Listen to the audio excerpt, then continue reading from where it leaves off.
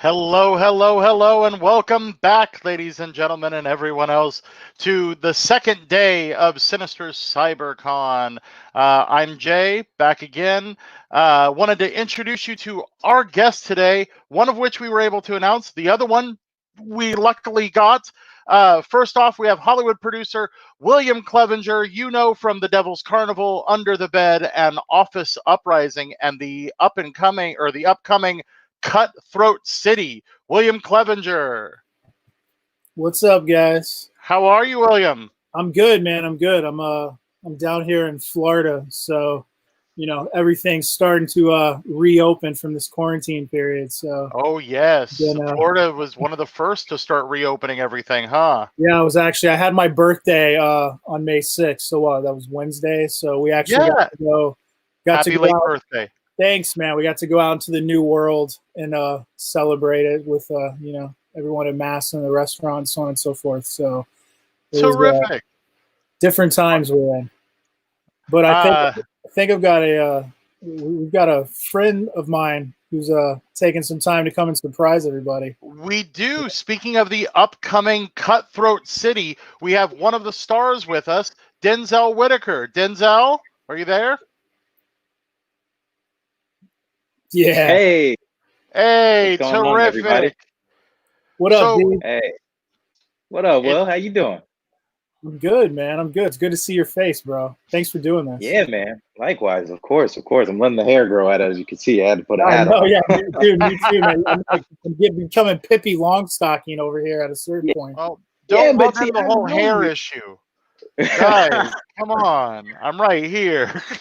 Listen, ain't nobody throwing stones. I just know Will to always grow wonderful long hair. So for him, he can rock this daily. For me, I'm going all natural over here. It looks good, you know? It looks good. I like it. Thanks, man.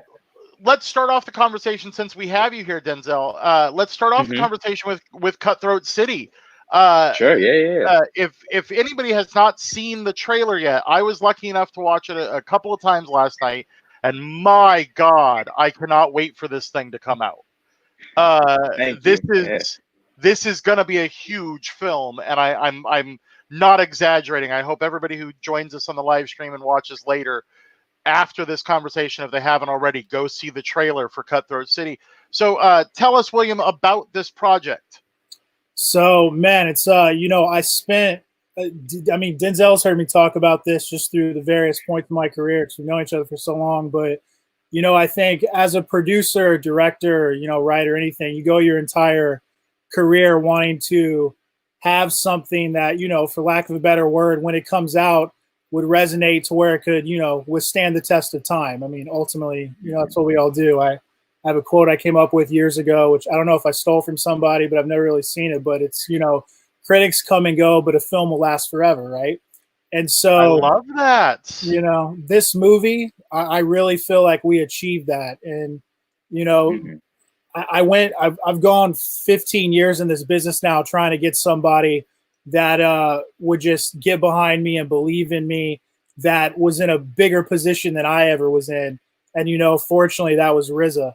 And what he blessed me with this movie, it's going to carry me through the rest of my life, no matter what I do. And not to overhype this, but, we made something really special. So I'm very excited for everybody to see it. Did RZA approach you? Did you approach RZA? How did this project come to you? So very quick story. I had a period probably about 7 or 8 years ago to where I had to come back to Florida because I had some family stuff going on.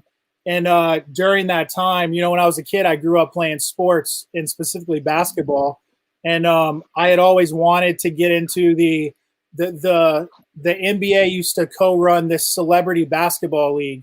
So they called it the NBA Entertainment League. And by no means have I ever been famous. But I reached out when I was in Florida during that time period. And I emailed the guy that ran the entire thing. And he's like, yeah, when you get back to LA, he's like, be in touch. We'll see if we can get you in. Yeah. And it was Grammy weekend of like 2012 or 2013. And I got this random email because they didn't have enough players. So I went down there. My very first game, I ended up meeting a guy by the name of Sam Daly, who's been in a bunch of my movies. He's in Cutthroat City. He was in Submerged with Denzel also. And Sam and I, from the very first day in that league, we just formed a very great relationship. And he's actually the person that gave me this script. And it was written by somebody else who played in the league by the name of Paul Cucchieri, who he's been a ghostwriter for years, but it never really got anything produced. And this was his first piece of material. And wow. Yeah, man, him and RZA had linked on something else indirectly from this. They shared the same agent, Cameron Mitchell, who was instrumental in us being able to put this entire thing together. And, Paul gave me that script, and I spent the better part of 2, almost 3 years just with him and RZA trying to get it made. It had been around for forever. Right after Hurricane Katrina happened, they had actually went out with a different set of producers to try to get it made. Like if you Google articles online, you'll find an announcement with like Little John, and I think it was like, God, who else was in the cast? Nick Cannon or somebody way back when, in one other iteration. But they had reached out to like Lil Wayne and whatnot at the time. Yeah. Right. And so it was a whole different project. Yeah, man. That's kind of how it came about. I had the belief of Paul and knew him through the years, and then never actually, I spent probably about 1.5 years before I ever actually physically met RZA working on trying to get this made. And we had a premiere party for a movie I was involved in called Grow House, which starred D. Ray Davis. And D. Ray like disappeared from the after party, and we didn't know where the hell he was. And I texted him to see, and he ended up getting a table at some other club to go and throw his own party. And he's like, hey, man, he's like, come over here. Somebody wants to meet you. And I'm like, who the hell is he talking about? And I walk in. He's like, just tell the door guy. He's like, my table's on stage. We're VIP. And I'm like, okay. And so I go in there, and I walk in. I find D-Ray, and all of a sudden, someone's rapping on the mic, and I don't know who the hell it is. Feel a tap on my shoulder. I turn around. It was literally RZA. And we're on stage in a club in front of an audience. I got D-Ray by me. It's my very first time meeting RZA after we had been working for about 1 year on the movie. And oh my goodness. Like, it's the best story ever. He's like, 1 second, I got to finish this song. Then we'll come and we'll break bread. And, he went back. He's got a kind of like rock group that he does with Paul Banks called Banks and Stills. And they were like there for a like post-show party. And he just happened to get on the mic and start singing in the middle of like this club. Right when you were there. Yeah, man, it was crazy. And so that was how we met for the first time. And then he got us drinks and we cheers, and he's like, let's go dance. And that's basically what we've been doing ever since. So it was crazy, man. Awesome. Denzel, was this a project that somebody handed you the script, or was this something that, since the announcement was so long ago, was this something that you've been interested in trying to find a way to get involved with since the first announcement with Lil Wayne and Nick Cannon and everybody? So funny enough, very much how Will just basically described his story, same sort of thing. It just organically sort of fell into place. So I'm with my family, I believe it was the day before Thanksgiving, and I get a text message from Will. Now, mind you, we worked on a film, Submerged. What year was that, Will? Was that 2014? It was like 2013, man. It's crazy. Yeah, wow. Jesus. So we worked in 2013, and then I get a text from Will 2017, literally the day before Thanksgiving. He's like, yo, brother, how you doing, man? I hope all is well. Do you have time to hop on a phone call? I said, sure, yeah. I'm chilling. We hop on a phone call. He details me the long list of everybody who's attached to the project. And he's like, I just put your name in the hat, went straight to RZA's office. He's highly interested. Is this something you would be interested in? And without a question, first of all, I already know Will's work, just having been on a set before with him. But once he detailed that out to me, I was like, sure. And I think literally 2-3 days later, I was on a plane. Yeah, the cool thing was, I didn't, when I hit Denzel up about that, I didn't even talk to RZA yet, and I had no idea. But Denzel almost got cast in one of the lead roles of RZA's previous film, Love Beats Rhyme, that he made. Lionsgate. And so I put Denzel on hold. I'm like, wait a second, let me at least go talk to him real quick. went into his office, and I'm like, hey, Denzel Whitaker. He's like, oh, I love Denzel. And so, we made him the offer. He didn't even he didn't read, didn't audition, nothing. It was based on, his previous work with both of us. Even though RZA had never worked with him, he was a mad admire and respected his work. So, well, there's been a lot of amazing films that have, when they've come together, people have said it was just things fell into place the right way, the right people, Absolutely. the right time. So this sounds like Cutthroat 100%. City has got that blessing coming as well, with things falling in the right spot. Now, Denzel, you are obviously no stranger to films, because you got your start, what I want to say 19 years ago with Training Day. Correct. Yeah. So what is that, like almost 20 years ago now? Yeah, going on. yes, that was my first role. that was your very first role, and then first role. You've worked with some amazing talent over the years, alongside what you give. You of course in Training Day. Later on in Great Debaters, you had Denzel Washington and Forrest Whitaker, and then you were mentioning that this project, the names that were already attached when you went in to talk, who were already involved in Cutthroat City by the time William called you up and said, "Hey, this is who we're going to be talking to." So, and Will correct me if I'm wrong, but pretty much I believe like Shamik, Demetrius, Kian, Kat, was Terrence already locked at the time? Yeah. Terrence was locked. Wesley, was he locked at the time? Wesley was locked. The first two people that came into the movie, Shamik. For those watching, if you're not looking at the trailer, if you don't know, it's of course Wesley Snipes. It's of course Terrence Howard. We're talking about Isaiah Washington is in this as well. Isaiah Washington, yep. Yeah, so, and also Asa Gonzalez as well. Asa Gonzalez was already attached. So yeah, we had a knockout cast, and then of course on the back end we have Ethan Hawke coming to round up and pretty much bring his gifts to the table. So by the time I was already coming in, a vast majority of everybody was already on the list. Yeah, Denzel. I mean, I'll say who he replaced. It was funny, man, because we had the core group of kids that wanted to do this because it was RZA for the longest time. Demetrius, Shamik, and it was actually Evan Ross, is who. Not a lot of people know that. That's really the first time that's publicly being said, but that's who Denzel came in. He had commitments for his Star show that he couldn't get out of because they were shifting around the schedule. And we were literally, but I mean, we had prepped the entire movie. Like, we were breaking for Thanksgiving, and our first day was pretty much the first week after. So, I mean, I called Denzel. There was only one person I thought of for that, and it was him. And I would also, you can't really get a hold of agents or managers or anybody else during a national holiday. No. And so that's kind of how it happened, man. It was crazy. And I just got a private message on here, indirectly enough. So Shane Duffy, the guy that runs the E-League, which is kind of how all this was even made possible, I guess his niece is in this live stream right now.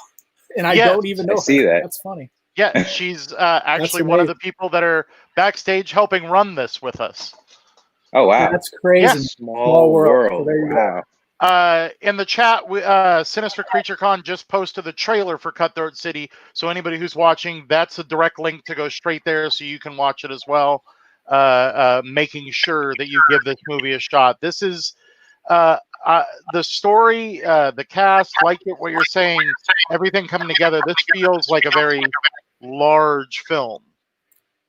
Yeah, it's pretty crazy, man. I always thought like the whole thing, if you build it, they will come. And, this thing started with RZA, obviously, and we had another actor. The role that Ethan Hawke's in was originally somebody else. I can't say who, but, it was me. We don't need to discuss. Yeah, no, that's what I used to really piece the entire movie together. And then, I had done a film called Office Uprising, and two of my partners on that were Sean Lydiard, Elliott Smith, and also Jim Still. And back when we were doing that movie, I did not even meet RZA at the time when I was doing that. We were just talking, like I was saying. And I gave the script to Jim and Sean, and I was like, guys, help me get this financed, because they were the ones that got Office Uprising financed. And even still, when I got in the car to drive to New Orleans, we had no financier. Everyone thought I was crazy. And I was like, I just got to keep going forward. I mean, even RZA, when RZA got on a plane and flew to New Orleans, we still had no financier. He did that against the advice of his agents and his team. And, it was truly, man, it was the belief that I had in so many people, but him more than anybody. And, thank God for Michael Mendelsohn, who financed the movie and Patriot Pictures. Michael had a background in film investment, but on the bank side, from working in banks back in the day. And so the script had reminded him of New Jack City. He put the financing together for that. And I was just saying when I saw the trailer, that's what it felt like. Yeah, so it's definitely got flavors of that. And that was the big thing. Jim still lives across the street from Michael. And so that was the whole thing. I'm down in New Orleans basically trying to prep an entire movie. We'll talk about Steven and Scott Putman as well. But I had gone to work. I had just inducted my buddy Stephen Miller, who directed Denzel and Submerged, and I went to college with a Full Sail. I had just inducted him into the Hall of Fame at Full Sail, like the beginning of 2017. And he asked me if I wanted to come and basically just have his back and essentially be his assistant, which I had no problem doing on Escape Plan 2. And so, I went to Atlanta to do that for 2 months. I did not know Scott Putman before that, but Steven was wanting to introduce Scott and I together because he thought that there might be some synergy. And had I not gone and done that, that's why I always tell kids whenever I'm talking to like students, never turn down a job, even if you think it's below you or something along those lines, because you don't know what's going to come from it. Had I not gone and worked as Steven's assistant on that movie, I would have never met Scott Putman. And had I not met Scott Putman, we also would have never made Cutthroat City, because Scott actually got Emmett Furla. He was finishing up another project for them after we did Escape Plan. And instead of getting his return flight home to LA, he had them fly him down to New Orleans, where I had no money and I was trying to put this thing together. And, Scott getting down there was the kind of like linchpin driving force behind kicking everything into gear, because he was able to use all of his relationships in New Orleans to essentially get stuff kind of pro bono without us paying for it up front when we had no money. I mean, we really prepped this entire movie for no money. That was me just knowing I had something that ultimately it was just going to work out. And, it was either going to be that or that was going to be the end of everything. And it was the belief, man, in so many people. And then, like Denzel said, the cast just kept getting bigger and bigger and bigger. Even, a year later when we shot Ethan Hawke after principal photography, Ethan got behind it and believed in it. And it's really been something else, man. Denzel, could you feel that on the set as far as the amount of love going forward, trying to get this made no matter what? Was that evident for you? Oh, yeah, definitely.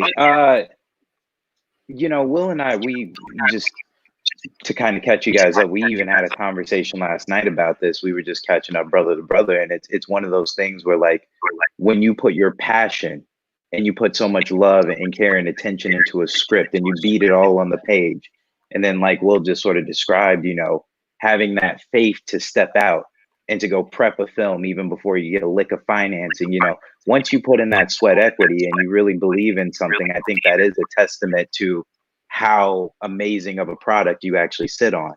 So for me personally, like, again, even though Will's my brother and he called me and he was like, would you love to be a part of this? I read the script and I was instantly blown away. But again, I'm also, a Wu-Tang baby. Like, I'm such a fan of RZA and his artistry. And over the years to see, the beautiful masterworks that he's given to the culture.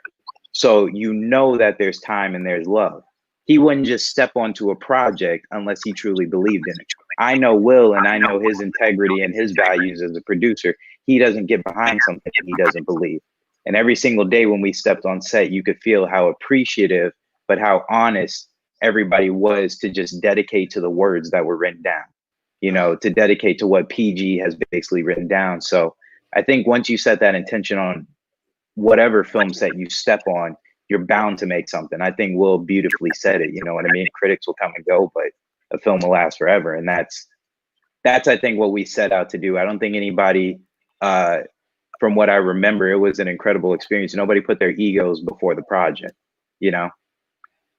Well, that's wonderful to hear, because you unfortunately hear the opposite side of that too often. Yeah, no, it's unfortunate, and it does happen. Like, I'm not sitting here blind to say that.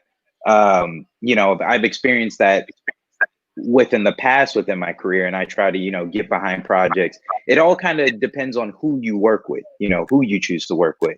And once again, you know, I'm very thankful to work with my brother Will, and you know, to work with RZA, who I admired, and now we get to, you know, see each other eye to eye, artist to artist. You know, that's a blessing in and of itself.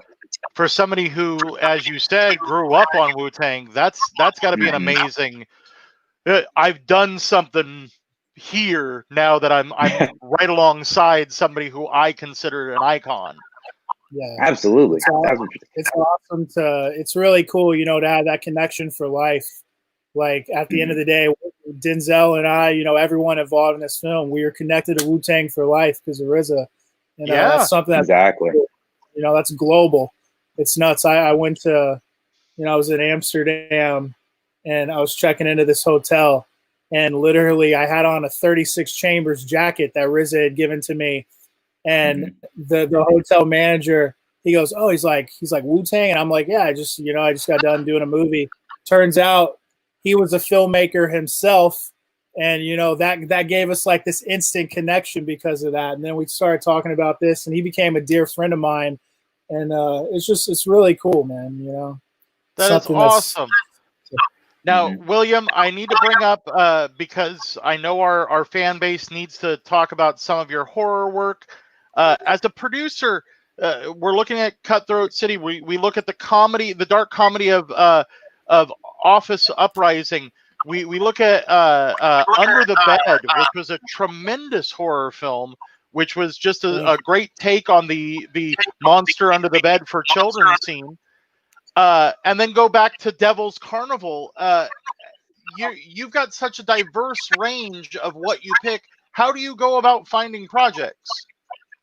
Man, you know, early on it was whatever I could get hired on or get made. And no, I mean, you know, I basically, you know, I knew I couldn't produce overnight, so I was like, oh, how can I make a name for myself in this? And I started line producing and then working as a production manager. And, you know, I've been fortunate enough through the years to just really build good relationships. And a lot of people refer to me as a pieces producer, right? Because I always know how to take pieces and put them together. And I'm a very good judge of work and character and kind of people's talent per se. And so that's kind of how I've always based things. You know, I'll meet somebody like Paul Cuscieri, which he had never gotten a movie made, but I knew the writing. I knew him as a person. And, you know, I would just always stick by things and my beliefs in people. And, you know, that goes in my life, even outside of film. When I believe in people, I believe in them, you know, until the very end. And so that was kind of how I've always been able to put projects together. And, you know, I've been fortunate, and Stephen C. Miller and I, we went to college together. We're going to be connected for life, you know, just like I am to RZA. And Stephen, we've always kind of had each other's backs, and we've opened doors for one another, literally from the very beginning. His manager, who reps him right now, Adam Goldworm, who he's been with for over a decade. You know, I met Adam at Comic-Con when we were trying to promote the Comic-Con Transfusion, the first thing we had ever made. Showed Adam the trailer, and he's like, man, you know, he's like, I got to meet this kid. And so that's the thing, man. It's been a support system. It's all about relationships. And that's how I've kind of gravitated from project to project through the years. And, you know, when we were doing, I think we were either filming, it was either Under the Bed or Submerged. Darren Bousman came by set. You know, he saw what we were doing for no money. You know, not a lot of people know this, but we made Devil's Carnival for like just over $200,000, which is like not a lot of money for what that is. I think Darren was one of the main financiers of that at the time. And, he saw what Steven and I were doing in the low budget world and what we were building for not a lot of money and what we were putting on screen. And so, the way I was working on things was kind of how it gradually built upon each other. Yeah. All the way up to even, Cut the City. Like I said, getting the belief of RZA and what I had previously done for Paul and other people, telling him, that's how it all came together. Well, and you mentioned fan bases that you're now forever connected to, and then you mentioned Devil's Carnival. That franchise, we have a question actually about that franchise because that franchise has a huge fan base. Teray McQueen asks, is there any possibility that we're going to see the conclusion of that franchise? Man, that's kind of a question for Darren, but that's something I've actually wanted to do as well, or ask him about. I wasn't involved in part 2. I was making the film Grow House with D-Ray that I was talking about. Yes. DJ Pooh. So when they were shooting that, and same cinematographer, I've worked with Joseph White a lot through the years. That was the other thing, right? Relationships and connections. Joe had shot Repo, the genetic opera, for Darren, and then I knew Joe from just other projects I had made, and we did a TV pilot for Fox called Tease together right after he had done Repo. And so, I introduced Joe to Steven before Brandon Cox was shooting everything for Steven. It was Joe White, and so we've kind of gravitated. And then going back to things with RZA's cinematographer on Love Beats Rhymes was Joe White. So that was kind of a blessing thing as well. It really is relationships 9 times out of 10 and what those people say about you. So it's I would love, go ahead. You've spent this time creating a family, if you were, correct? So and that's what it is, man. Absolutely. Every movie you end up becoming family with specific and certain people on that. And I've tried to carry that over into all my work through the years. I mean, if you go and look, you can play connect the dots on IMDb, but you pretty much see there's at least one person that's been involved in kind of everything throughout the process. And so, I hope Darren would complete the franchise. I know it's not just up to him; it's up to kind of some of the financiers that were involved. But I don't know. Maybe I'll talk to him. I mean, I would love to be involved in part 3. If Tell there him was one moving forward. You've got some fans asking questions about it right here at the live feed. Maybe that'll get some fire underneath. He gets hounded about it still to this day. That's what was really cool about getting it. That was kind of the first thing I ever made that had a fan base behind it. And I'll never forget doing the roadshow tour when he took it out like on the road and, four-walled theater before people were kind of doing that how they do now. And I remember going to the screening in Tampa and signing autographs on posters and just having people like following around, buying drinks and everything at like after stuff. That was a crazy experience. And I mean, he still has that to this day. I'm super stoked that he's back behind the reboot of Saw. So doing Spiral with Chris Rock, that's going to be awesome. Now, Denzel, as we're talking about family, we have a question here in the comments. John Scott wants to know, what's it like being a part of the MCU family? Oh man, John, that's a crazy family to be a part of. I'm not even gonna lie with you. That is probably the largest production I have ever been on in my entire life. The scope of what you can imagine, it really is a kind of thing from a production standpoint. Because just to quickly kind of catch everybody up to speed, I stepped behind the camera maybe a couple of years ago, so I produce and direct my own films as well. So wonderful. Thank you. That's another reason why Will and we relate so well. And to kind of answer another question I see in the chat, we are friends and we'll continue to collaborate as we've talked about future projects together, just because that's how we also bond as filmmakers. We have a passion for film and we want to keep producing and making stories that we're passionate about. So you step on the Marvel universe and I'm just kind of looking at the numbers and I'm thinking like, this is what money actually affords you, is time and the luxury to bring on people who are excellent at their craft. And so from literally the day I stepped on set, my scenes, I maybe had 2-3 pages worth of dialogue. We broke that up over the course of a week. We shot what essentially would be 2 pages over 2 days, which is almost unheard of, unless you're dealing with something of that magnitude. And when I walked into the wardrobe department, you're seeing all of the different sort of cultures that they've broken up with all the different, tribes that would be in Wakanda. Even to the point where we're walking through the studio. I think we shot at a old fiber optic studio, and it was massive. Like the sets that they've built, you would be lucky if you could fit one of those sets inside maybe a regular soundstage. Well, they had maybe 8 to 9 of those things all within this massive factory, and everybody sort of working on one piece. Like, to sort of briefly describe the scope, the scene that we shot in the jungle where the convoy, I think there's like 10 convoy trucks going through the jungle. Well, that was actually mainly like a live jungle. Like, they built up trees. They had those 10 convoys going through.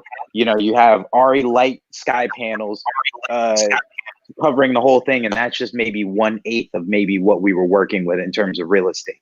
So, yeah, working in the Marvel universe is just, the scale is massive, but also the security that you must undergo in terms of signing documents, making sure everything's, electronically passed, not taking pictures. Fans loved any sort of information they could get. So yeah, how much of anything did you get to share? Did you get to tell people you were even in the movie? Oh my God, no, not at all. Not at all.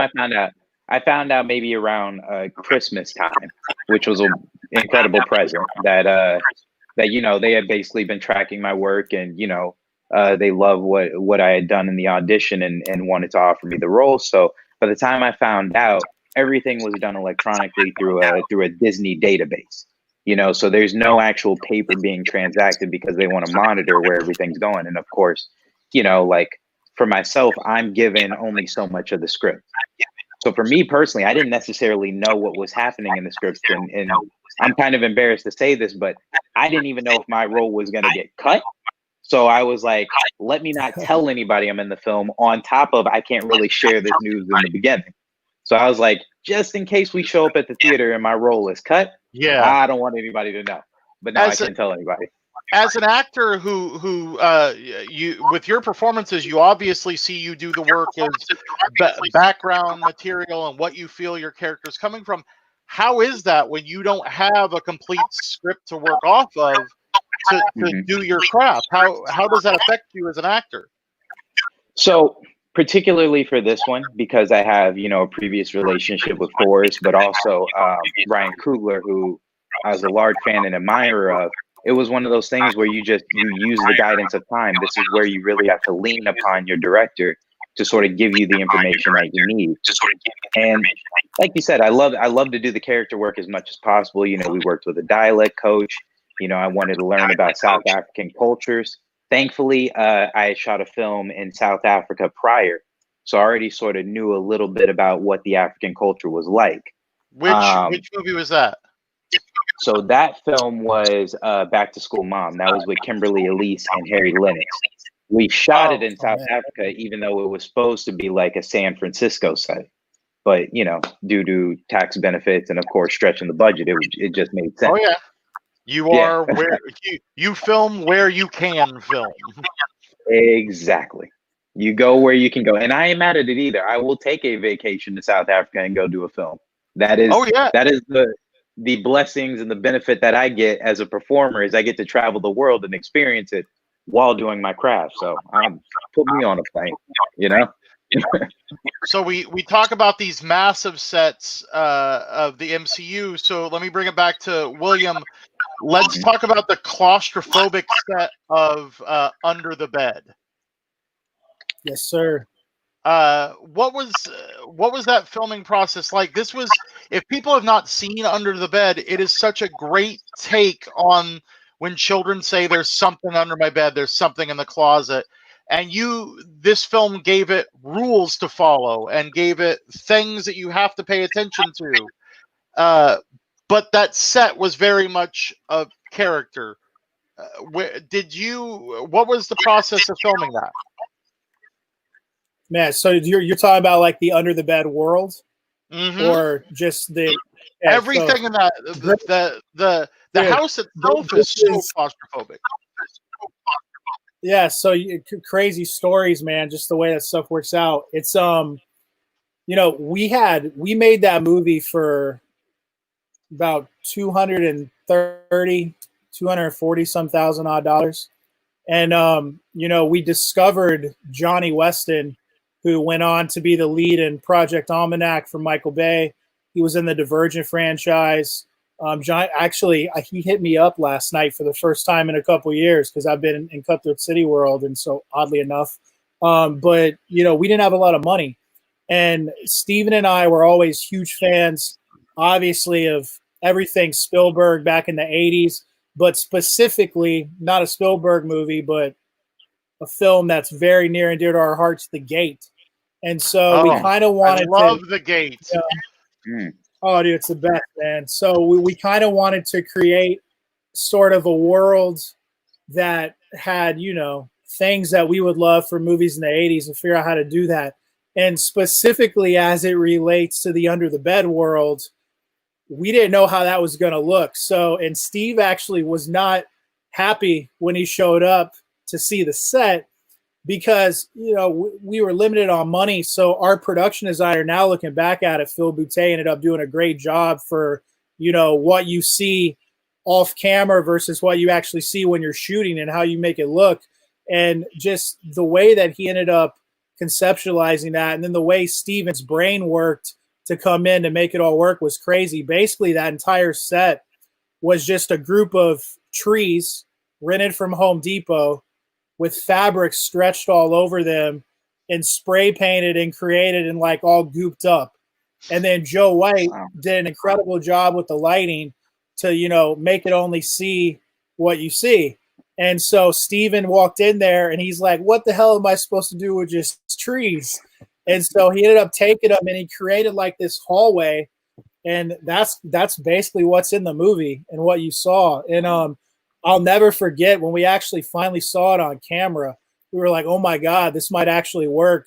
You know, and then we came up with the in-camera tricks to have the transition from going under the bed to actually being in the world and how that all worked. And I mean, we were just doing stuff on the fly, man. And, you know, we wanted to have an original like monster creature and not something that was CG. So we had George Frangidakis and Vincent Guastini came up with this basically not even, I don't even know if it was silicone suit that Ivan, who I always butcher his last name, but Jervivek, I always butcher, I'm sorry, Ivan. But he wore that thing every day. And so, you know, he was actually able to interact with the actors. And that's why the movie is so like real and visceral, because everything was done in camera as much as possible. And that we were so limited on money for, you know, post VFX. We wanted it to be as real as it possibly could be and kind of be a throwback to how they did stuff in the 80s. So exactly, that's what we did, man. I'm really proud of that movie. I actually, after watching it, I compared. You don't have any sound, Jay. I can't hear you. Oh, I don't? You can't hear me? I can hear you. Denzel, can you hear me? Yeah, I can hear you. Can't hear you guys. Oh, no. Oh, wow. Let me go down and come back in. All right, let's check with the connection Entertain. All right, Denzel, since we're talking about horror here, have you done any horror? Oh, yeah. I did a film with Wes Craven called My Soul to Take. Oh, My Soul to Take. Wonderful. Yeah. Oh, okay. Have you ever, in the recognition, when you go out and people remember or recognize, oh, you're from this movie, how often do you get horror fans? Varies. Not as much as the rest of my work, but like My Soul to Take fans, oh man, they are thorough. They are fans. So when I do have a fan, that loves my work from the Wes Craven film, they're absolutely overjoyed. Do you have any desire to jump back into the horror world? I'm gonna put him in. I'm gonna put him there soon. Yeah, I'm good. I can hear you guys. Okay. Can you now? Good. Wonderful. To answer your quick question, Jay, yeah, absolutely. I'd be open to jumping back in the horror film world. You know, I find it interesting. I find the suspense interesting, but from a filmmaker perspective, like how do you create that tension? How do you ratchet that up? How do you make that as real as possible for the viewer? That to me is sort of exciting. So even as an exercise, as a director, I mean, I think it's kind of everyone's dream to make their own personal version of The Shining. You know what I mean? Oh Like, yeah. what a fantastic thriller horror film that, does its job at just sort of playing with the mind. And I Those mean, are ones that get me the most. I was gonna say, speaking of directing, I mean, I was gonna toot Denzel's horn here for a second, because I mean, if you look at his filmography, right, and being directed by Denzel Washington, Wes Craven, now being a part of the Marvel franchise, as I've got to know him through the years, I've literally watched this man take all this in from all these different filmmakers, and he's got stuff that he's working on that's going to happen very soon that I think is going to turn a lot of heads. And people forget how young D is still, because he's been doing this for the majority 20 of years, like we said. Yeah, it's crazy. And I'm not too far about. You've been doing it longer than I have. I'm like 16, 17 in now. But I can't wait to see what he starts doing as a filmmaker when he starts directing some of the stuff that he's lining up, because it's. Well, speaking of your directing, Denzel, you have a couple of shorts out, right? I do. I have a few short films out. You could find some works titled Criminal the Prologue. You could look up this short film called Jump, which I produced with Kofi Siriboe. Pretty Girl, which I did with Ryan Brown, which we did sort of a music video compilation, sort of like Beyonce's Lemonade. And actually, impressive timing, I'm getting ready to launch my campaign for my next short film titled 5150. It's going to be starring Giovanna Depo. We have David Oyelowo as executive producer. We just raised our first bit of financing, so we're going to be looking to crowdfund the rest of the financing this upcoming Thursday. So yeah, that's my next project I've been working on. When you do, I will definitely look for that link and share that to make sure that anybody who saw this can look over on your crowdfunding and hopefully help get your next your feature made. Oh, thank you. It means a lot, to be honest with you, because I've been working on this project for a little under 3 years. And it's very personal to me, because it's basically about the power of modern day celebrity. And it's also about the stigma of mental health, especially, within Black culture. So it's something for me as a public figure to sort of share my truths as an entertainer. And I'm kind of putting it all on wax, and I'm showing the adverse side effects of what, celebrity and the power position that we would hold, how that can be negative towards the mind. And how do you deal with that? Especially if you don't have a support system, if you don't have people who love you and care about your genuine interests, if there Especially are people, if you got a stigma against it. Oh my God, yeah. I mean, it's to be honest with you, I'm first generation within my family of anybody to sort of enter this industry, and I definitely came in with my own preconceived sort of notions about what it could be, and of course I've been warned up and down the hill of like, don't hold yourself to Hollywood or sell out, So I have my own values, and thankfully my family has held me down. But I could totally imagine and see what happens when you do get, put on a pedestal and you reach a certain amount of fame. And it's like, well, what do you tell the Justin Biebers of the world, when you're handed it at 14 years old? Oh, and yeah. You're doing more than probably a lot of your families have done in their lifetime.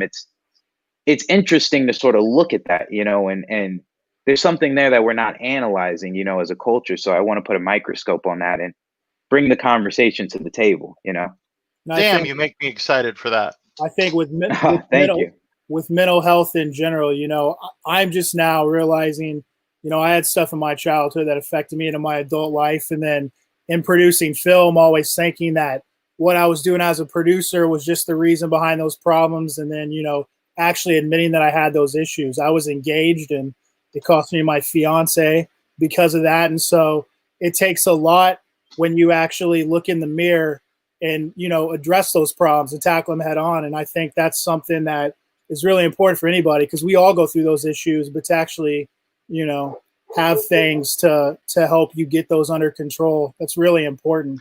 And so, it's been used as a joke in the past, but it seems to me quite often the more I get to talk to amazing artists like both of you, it seems like a lot of us, and I'll put myself in a very small camp of that, who are entertainers, go out there and they are trying to solve some of their own issues, and that's where they find art as their own therapy.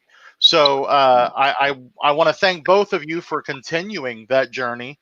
And bringing that kind of conversation to light, always showing that somebody who has something to deal with can still be a success and move forward is always a good role model for everyone to have. Gentlemen, I don't want to cut you off, but I need to wrap things up because we're at the end of our time here. I thank both of you for joining us here at Sinister CyberCon. First of all, I also want to thank both of you personally because you have made me so excited about a film that I 2 weeks ago did not know about. And now getting to watch the trailer, speak to both of you, learn about the passion of the project and everything it took. I am 100% on board with Cutthroat City, and I cannot wait to see this in the theater. Thank you. So hopefully all of our people who are watching will as well. Denzel Whitaker and William Clevinger, thank you so much for joining us. And I'd like to remind everybody the last panel is at 5 o'clock for Sinister CyberCon. So hopefully I get to talk to both you gentlemen soon. Absolutely. Absolutely. Thank you.